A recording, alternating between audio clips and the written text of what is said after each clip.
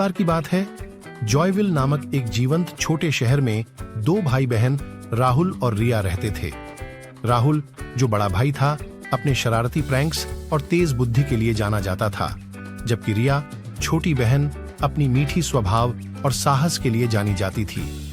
अपनी भिन्नताओं के बावजूद राहुल और रिया के बीच एक मजबूत बंधन था और वे बेहद अच्छे दोस्त थे। उनके दिन हंसी, मस्ती और कभी-कभी बेवकूफी पर आधारित होते थे। एक सुनहरे सुबह जब राहुल अपने अगले प्रैंक की योजना बना रहा था, तभी रिया उनके पास एक शरारती, चमकीली नजर से आई। हे राहुल, क्या तुम खेल खेलना चाहोगे? उसने उससे पूछा। राहुल उत्साह से देखते हुए उत्तेजित हुआ। बिल्कुल रिया, तुम्हारे मन में कौन सा खेल है? रिया मुस्कान से बोली। चलो देखते हैं कि हम माँ और पिता को बिना पकड़े उनके परिचितों पर सर्वश्रेष्ठ प्रैंक कैसे खेलते हैं। राहुल की आंखों में उत्साह था। चुनौती स्वीकार की गई छोटी बहन, लेकिन ध्यान रहे, मैं इस परिवार में प्रैंक का गुरु हूं। और इस प्रकार भाई बहन की प्रतिद्वंद्विता शुरू हो गई। जब राहुल और रिया अपने माता पिता पर अपनी हास्यास्पद प्रैंक के साथ प्रतिस्पर्धा करने लगे। एक दिन जब राहुल ने चीनी की बजाय नमक भरा चीनी की चम्मच के लिए अपने माता पिता को धोखा दिया, तो रिया ने उनके जूतों में कन्फेटी भर दी। परिणाम अद्भुत था।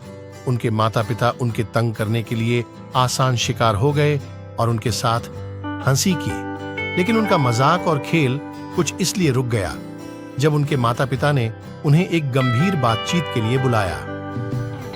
राहुल, रिया, हम तुम्हारे मस्ती भरे स्वभाव को पसंद करते हैं, लेकिन प्रैंक किसी को चोट पहुंचाना नहीं चाहिए, उनकी मां ने धीरे से कहा। राहुल और रिया एक दूसरे को दोषी नजर से देखते हुए एहसास किया कि उन्होंने अपने प्रैंक को ज्यादा दूर तक ले गए थे। उन्होंने अपने माता पिता से माफी मांगी और भविष्य में अधिक संवेदनशील बनने का वादा किया। उस दिन के बाद राहुल और रिया ने अपनी शरारती ऊर्जा को सकारात्मक गतिविधियों में रूपांतरित करना सीखा।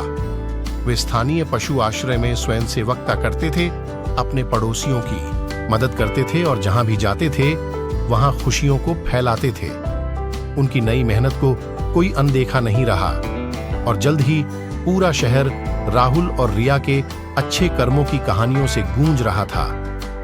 एक दिन जब वह स्कूल से घर लौट रहे थे, तब उन्हें एक बुढ़िया मिली जो अपनी बोझियों को उठाने में संघर्ष कर रही थी। बिना किसी हिचकिचाहट के राहुल और रिया उसकी मदद के लिए दौड़े, उसकी बोझियों को उसके द्वार तक ले जाते हुए। उनके द्वार तक पहुंचते ही उनकी मदद के लिए धन्यवाद देते हुए बुढ़िया ने उन्हें कुछ स्वदेशी कुकीज के रूप में प्रसाद प्रदान किया। राहुल और रिया गुड़िया के साथ घर जा रहे थे। मजेदार कुकीज का मजा लेते हुए उन्हें एक गर्मागर्म संतोष का एहसास हो रहा था, जानते हुए कि उन्होंने किसी के जीवन में अंतर किया था।